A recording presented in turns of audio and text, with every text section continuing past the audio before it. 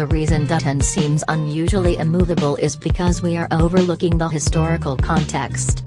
The reality is that both major parties, often with the Labour Party in the lead, have been responsible for a 2-decade regime of heinous human rights abuses known as mandatory detention. This isn't just Dutton's crazy idea. But because the policy of mandatory detention is sociopathic, it will often be the case that the most recent people in charge are going to look like they were the ones who really made things turn bad. But whoever is in charge next will be required to do even worse. The system will demand it, and as Julia Gillard and Kevin Rudd showed, Labour will deliver. The refugee rights movement is not fighting one party.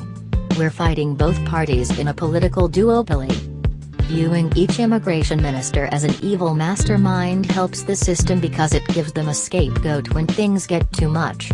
But in order to ever stand a chance of closing the camps once and for all, the movement has to realize that mandatory detention is a bipartisan project. Once we do that, it becomes obvious why criticism directed at one politician will just bounce off. After all, what does the system really have to be scared of? What are we really going to do? Vote Labour? Until the movement develops some sort of political power that is independent of the ballot box, how can we expect to win? It is the same thing with Trump. People make the mistake of trying to win the argument. But the debate itself is the defeat. The so-called debate is in reality just feeding the trolls. Social movements lose the second they start to engage and become invested in a result.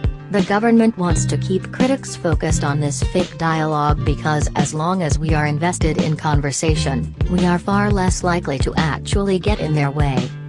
It should be common knowledge that the refugee rights movement could, right now, without changing anyone's opinion of the camps, seize control of every major urban roadway in the country, through simple, non-violent, mass disobedience.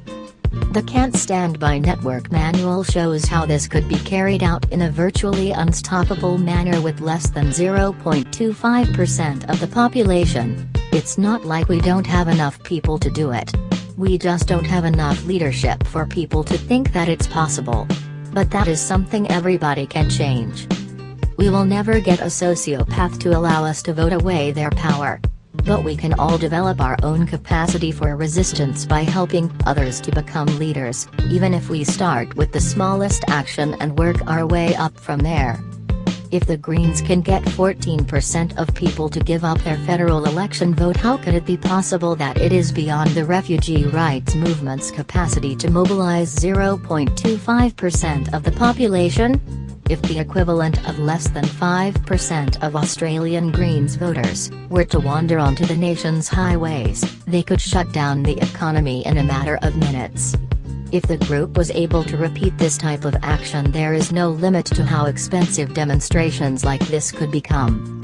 The government is dependent on the obedience of the people.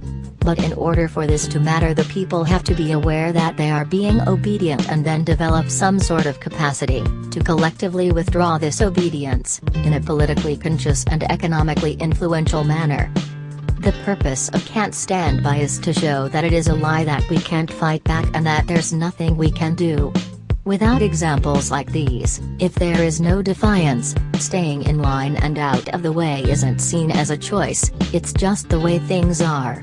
But if some people are stepping out of line, not just symbolically, but deliberately and repeatedly, and they are living to tell about it and improve over time, it doesn't matter how basic the resistance is. Suddenly it becomes much more obvious that staying in line and out of the way is a political choice, not a natural inevitable reality.